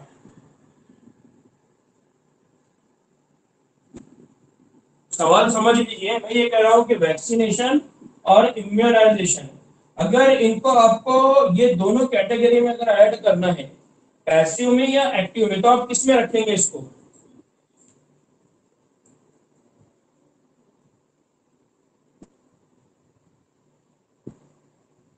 क्यों पैसिव में रखेंगे?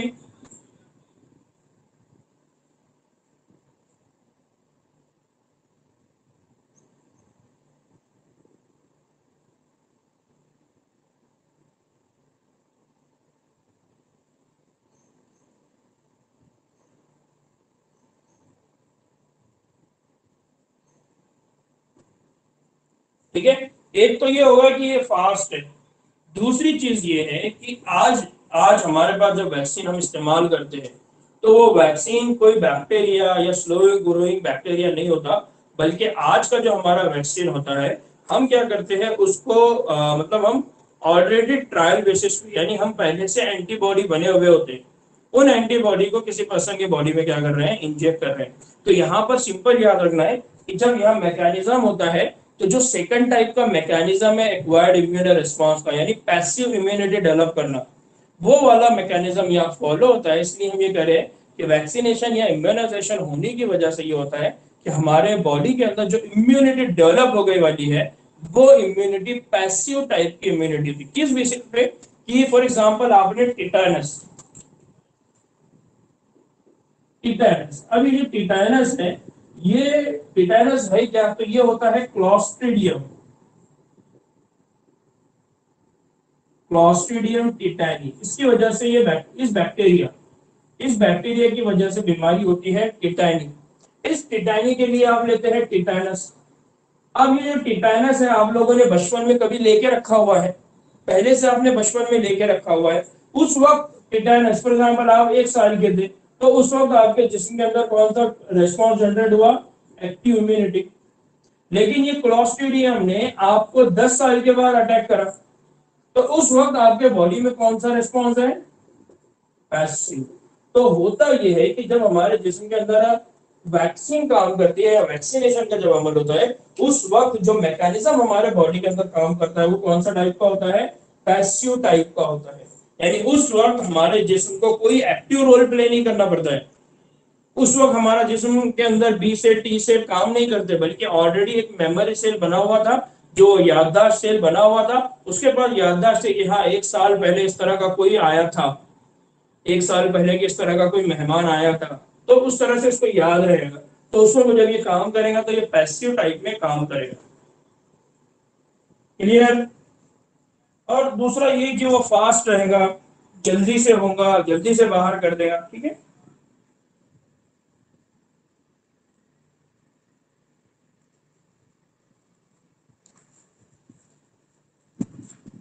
ना बच्चों, अब हम बात करते हैं, एक और कंसेप्ट है इसके अंदर, वो है एलर्जी। अक्सर आप लोगों ने सुना होगा एलर्जी एलर्जी एलर्जी। तो what is mean bye allergy?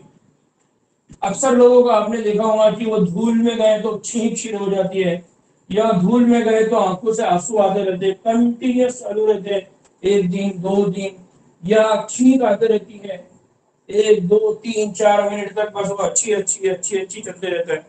तो ये क्या है? ये है एलर्जी। ये क्या होता है? एलर्जी। और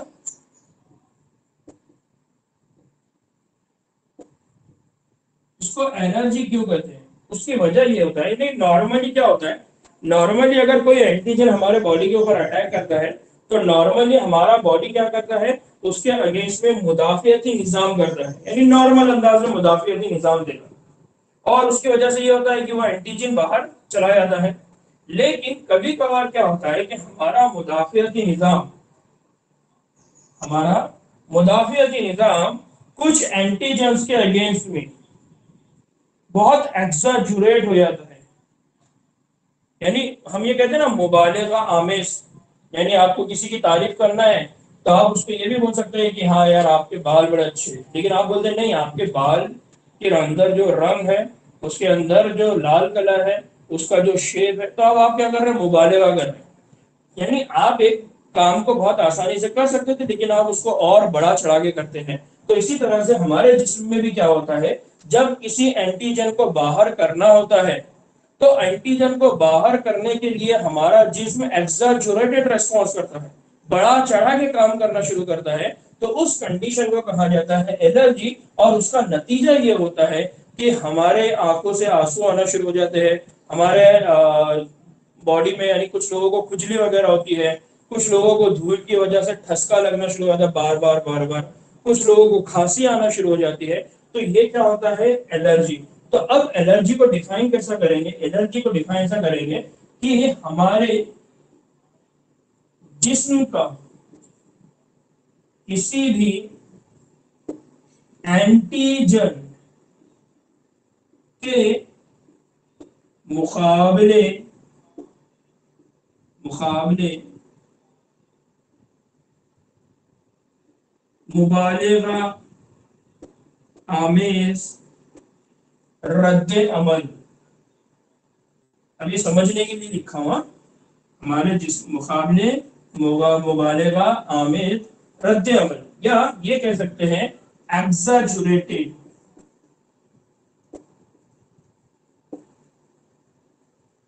क्या कह सकते हैं उसको, एग्जैजुरेटेड। तो हमारे जिस्म का किसी भी एंटीजन के मुकाबले बढ़ा चढ़ाकर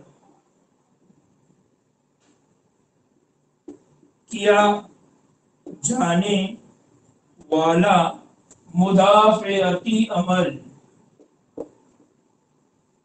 मुदाफ़ियती अमल उसको कहा जाता है एलर्जी। उसको क्या कहा जाता है, एलर्जी। तो जब हमारे जिस्म के अंदर बढ़ा चढ़ा के किसी भी एंटीजन के अगेंस्ट में काम किया जाता है तो उसको हम कहते हैं एलर्जी। और एलर्जी के अंदर हम ये देखते हैं कि फॉर एग्जांपल कुछ लोगों को फूल की एलर्जी होती है, तो वो एलर्जी बेसिकली होती है पोलन एलर्जी।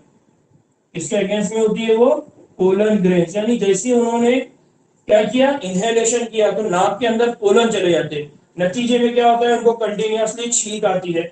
इसी तरह से धूल, इसी तरह से हम क्या कहेंगे धुआं, है ना।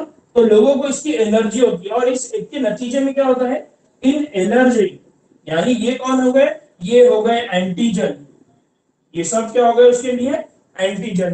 तो अब वो पर्सन क्या करता है, उसको क्या होना शुरू हो जाती है, खांसी होना शुरू होती है, आंखों से आंसू बहना शुरू हो जाते हैं, फिर इसी तरह से वो क्या करेगा, उसको खुजली होंगी, है ना। तो अलग अलग आप क्या देखते हैं, रेस्पॉन्स। ना बच्चों, सवाल ये आता है कि हमारे जिस्म के अंदर अगर कोई एंटीजन आ जाता है तो अचानक में ऐसा क्या रेस्पॉन्स डेवलप होता है जिसकी वजह से हमारे खांसी, आंसू बहना, खुजली ये सारी कंटिन्यूअस चालू रहती है। तो उसकी वजह ये थी, हमारे एक टाइप सेल होते हैं जिनको कहा जाता है, क्या कहा जाता है इनको, मास्ट सेल। ये मास्ट सेल क्या करते हैं, ये मास्ट सेल प्रोड्यूस करते हैं हिस्टामाइन।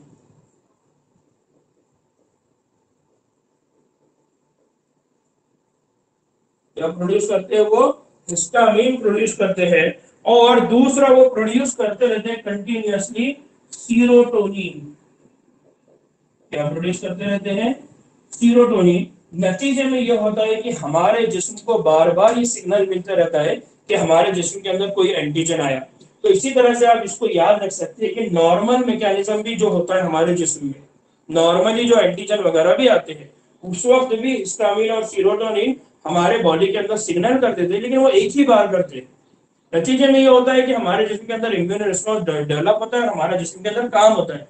लेकिन यहाँ पर क्या होता है, यहाँ पर ये एक्सैजुरेटेड रिस्पॉन्स करते हैं, बढ़ा चढ़ाकर ये दिखाना शुरू करते हैं। नतीजे में कंटिन्यूअस हिस्टामिन सीरोटोनिन प्रोड्यूस होता चला जाता है और हम बार बार पेन, तकलीफ महसूस करते रहते हैं, खांसते रहते हैं, आंख से आंसू जाते रहती है, खुजली होती है और तरह तरह के हमारे बॉडी के अंदर क्या देखने को मिलते हैं, इजहार, एक्सप्रेशन।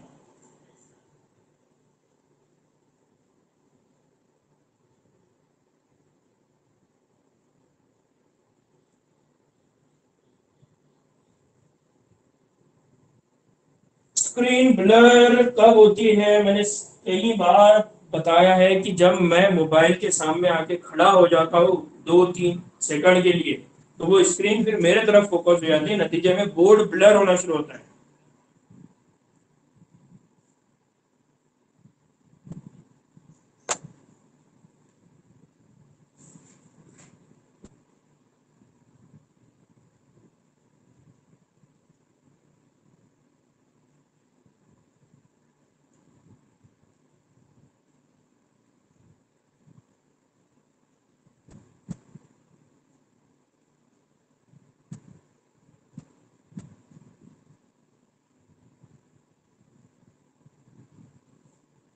ठीक है,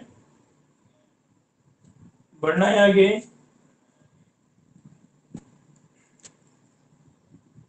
नाउ एक और चीज होती है जिसको कहते हैं ऑटो इम्यूनिटी। अगर आपको याद होगा तो इससे पहले मैंने ऑटो इम्यून डिसऑर्डर आपको बताया था एक एग्जांपल के वक्त, जब हमने पढ़ा था आर्थराइटिस।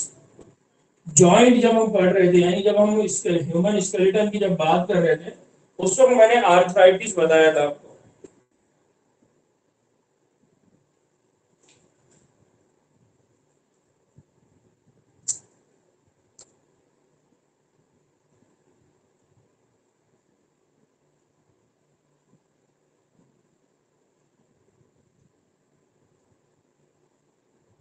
पढ़ना है।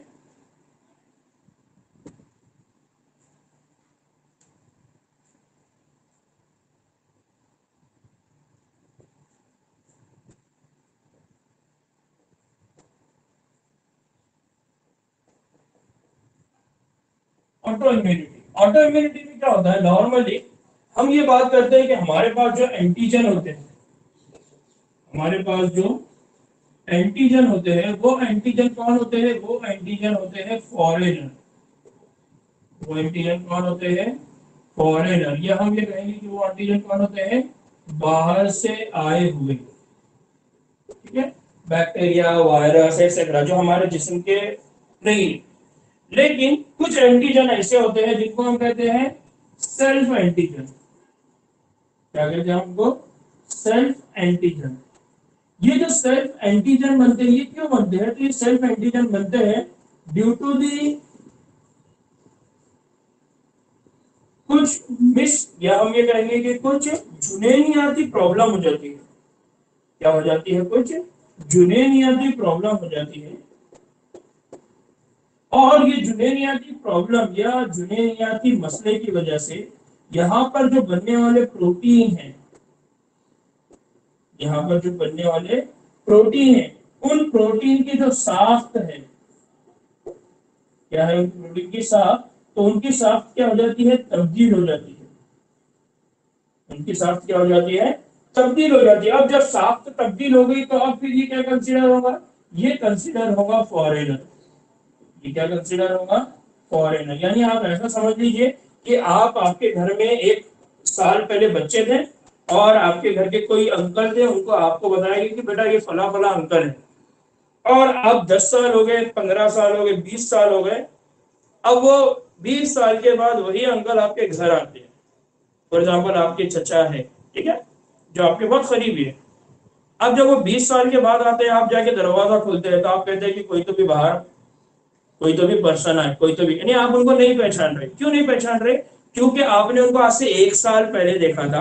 अब उनका उस वक्त जो आपने देखा था वो हुलिया बुशरा, और जब वो आए वो हुलिया बुशरा, दोनों में क्या है, तब्दीली है। तो कुछ इसी तरह से होता है कि जिनेनियाती प्रॉब्लम होने की वजह से उस डीएनए से बनने वाला जो प्रोटीन था, वो प्रोटीन पहले जो बनता था वो, और अब जो बन रहा है वो तब्दील हो गया। नतीजे में उस साफ तब्दील होने की वजह से उसको क्या कंसिडर किया जाता है, फॉरेनर। या कभी कभार हमारे कुछ सेल होते हैं, कुछ खलिए होते हैं, कुछ खलिए होते हैं, उन खलियों के अंदर भी क्या हो जाती है, साख्ती तब्दीली हो जाती है। क्या हो जाती है, साख्ती तब्दीली हो जाती है। और ये साख्ती तब्दीली की वजह उनके नहीं काम करना हो सकता है, वो जो सिक्रीशन कर रहे थे वो नहीं कर रहे, या कुछ और नया मॉलिक्यूल वो बना रहे, तो ये क्या होती है, खलिए की साख्ती तब्दीली। तो अब इस दौरान में क्या होता है, ये दोनों भी तरह की तब्दीली की वजह से हमारा जो जिस्म है, जो इम्यूनिटी या जो मुदाफियती निजाम जो फॉरेनर के साथ करता था, वही काम वो इनके साथ भी करेगा। जब ये काम कर रहा है इनके साथ, तो क्योंकि ये दोनों भी हमारे अपने हैं, इसीलिए इस निजाम को कहा जाता है ऑटो इम्यूनिटी। क्या कहा जाता है इस निजाम को, ऑटो इम्यूनिटी। तो सिंपली ऑटो इम्यूनिटी को डिफाइन कैसे करेंगे, तो ऑटो इम्यूनिटी को हम डिफाइन ऐसा करेंगे, जब मुदाफियती निजाम, जब मुदाफियती निजाम अपने खुद के तब्दील शुदा खलिए और प्रोटीन के खिलाफ काम करता है, तब उस मुदाफियती निजाम को हम क्या कहते हैं, उस मुदाफियती निजाम को हम कहते हैं ऑटो इम्यूनिटी। तब हम मुदाफियती निजाम को क्या कहते हैं, ऑटो इम्यूनिटी। और इसी तरह का एग्जाम्पल है जिसको हम कहते हैं रियोमोटॉइड, रियोमोटॉइड आर्थराइटिस। क्या कहते हैं हम उसको, रियोमोटॉइड आर्थराइटिस, जो जॉइंट है हमारे, जो जॉइंट होते हैं हमारे, यानी अक्सर आप घुटने की अगर बात करेंगे तो घुटने के जॉइंट के अंदर ये प्रॉब्लम होते रहती है।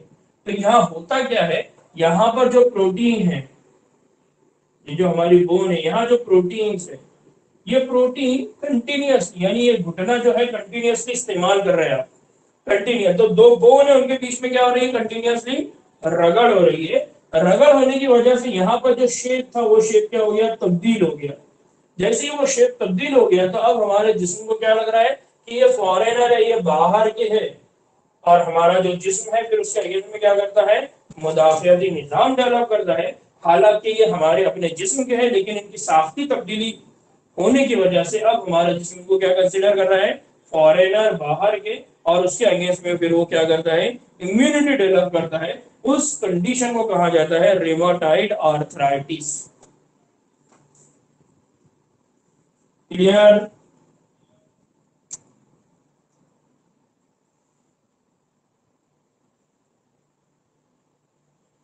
ना बच्चों, एक एक होमवर्क है आप लोगों के लिए कि जो अमिताभ बच्चन है, अमिताभ बच्चन को एक बीमारी है, auto immune disorder. Amitabh Bachchan बोलने की वजह ये है कि मतलब बड़ा आदमी हर कोई पहचानता। तो जो अमिताभ बच्चन है उसको भी एक ऑटो इम्यून डिसऑर्डर है। अब वो ऑटो इम्यून डिसऑर्डर कौन सी है, आपको वो मालूम करना है। वो ऑटो इम्यून डिसऑर्डर जो अमिताभ बच्चन को है वो कौन सी है, ये आपको मालूम करना है।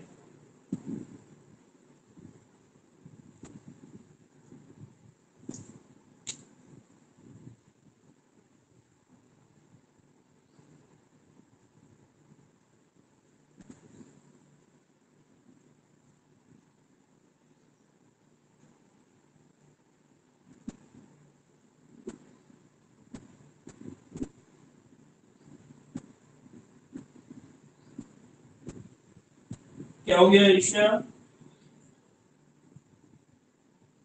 कौन से नंबर में कंफ्यूजन है?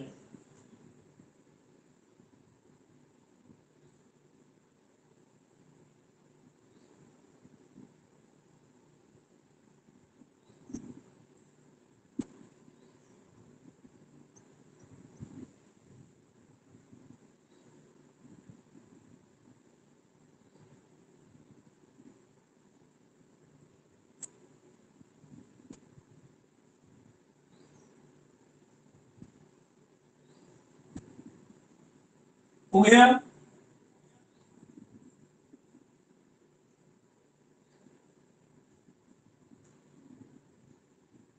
ना बच्चों, अब हम बात कर रहे हैं कि जिस्म में जो इम्यून रिस्पॉन्स है, या जो जिस्म में हमारे इम्यून सिस्टम है, तो उसके अंदर कौन कौन से आज़ा हमारे शामिल होते हैं, या कौन कौन से ऑर्गन है जो हमारे जिस्म के अंदर इम्यून सिस्टम के अंदर काम करते हैं।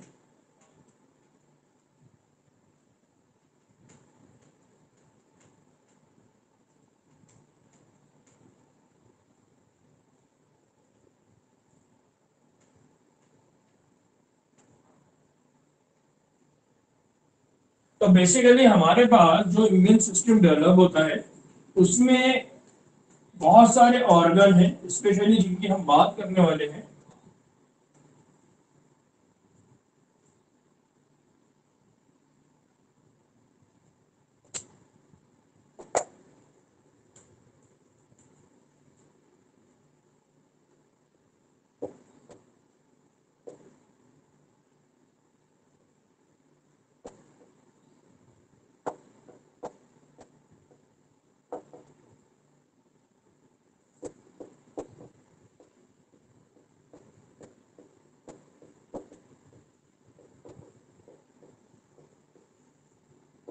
जिसमें हमारा इम्यून सिस्टम कैसा काम करता है या किस तरह से होता है। तो बेसिकली जो ऑर्गन या जो हमारी ह्यूमन बॉडी है उसके अंदर जो सिस्टम है, उस सिस्टम के अंदर कुछ ऑर्गन है। तो हमारे पास बेसिकली यहाँ पर जो ऑर्गन है उसको कहा जाता है लिम्फॉइड ऑर्गन। वो क्या कहा जाता है, लिम्फॉइड आउजा। दूसरा होता है, उनको कहा जाता है लिम्फॉइड टिश्यू, कहते हैं को लिम्फॉइड टिश्यू।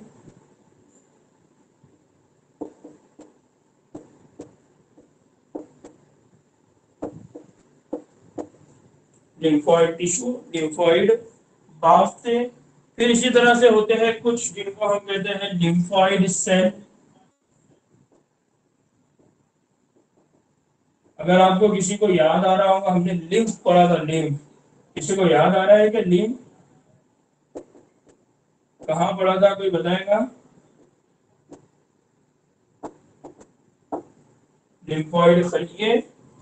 और हमारे पास होते हैं tonsils.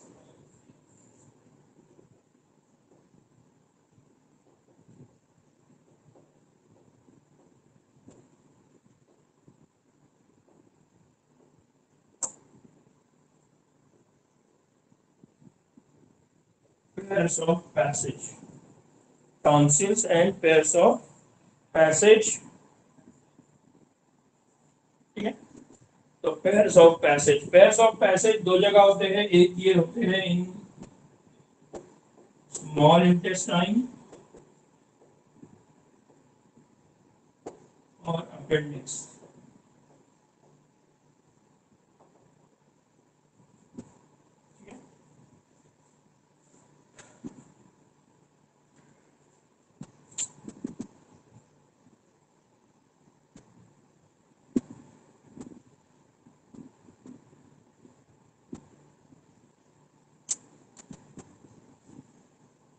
Ji, body fluid and circulation में पढ़े थे, पक्का?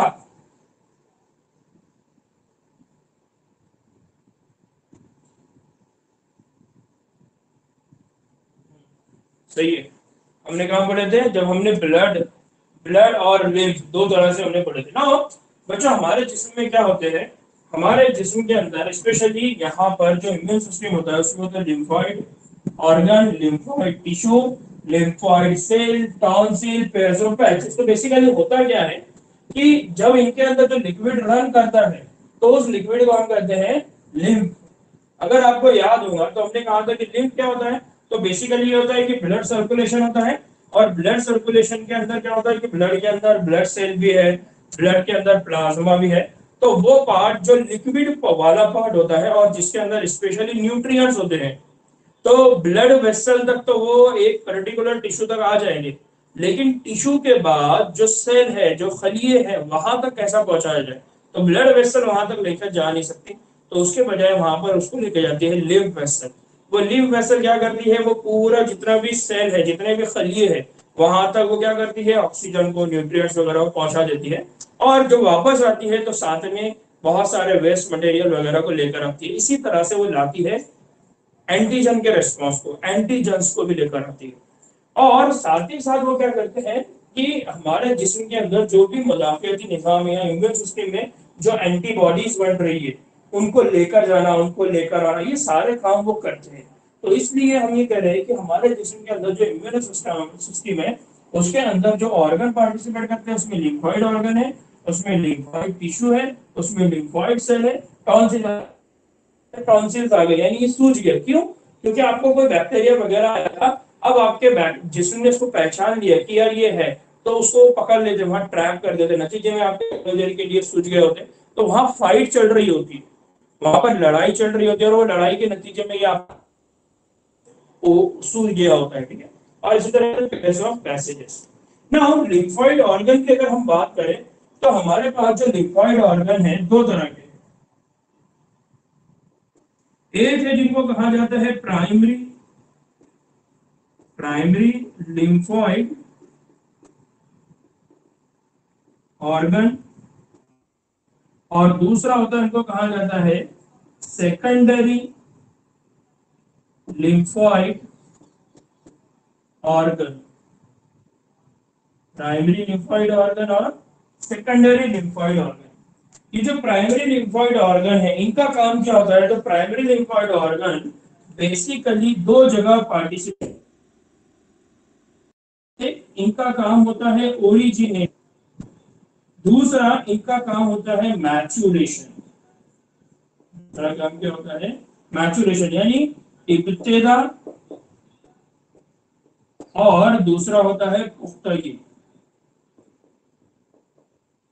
ये जो दो है वो कौन है? तो एक है जिसको कहा जाता है बोन मैरो, एक है उसका नाम क्या है?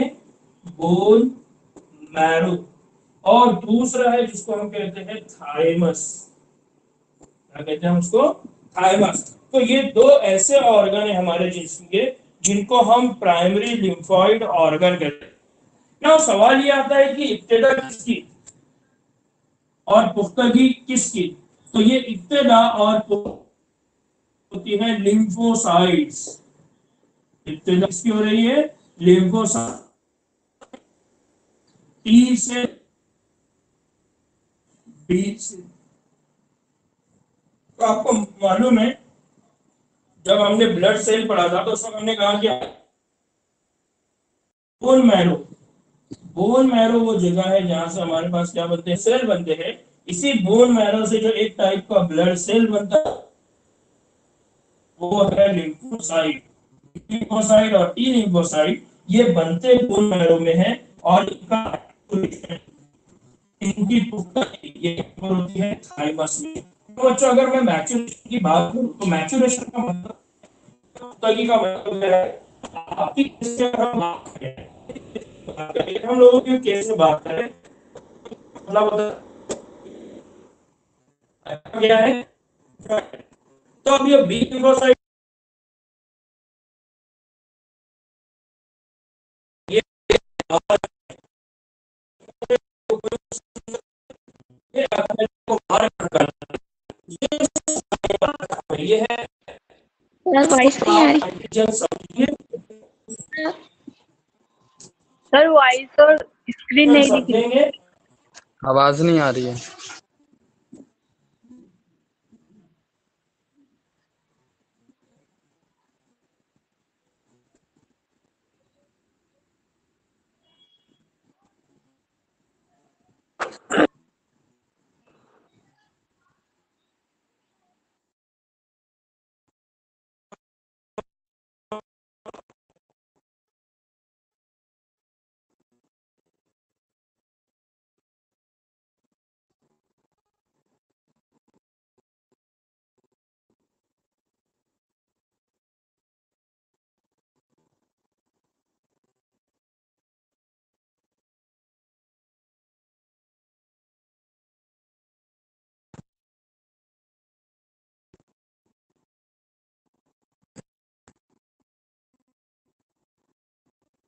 दिख रहा है क्या?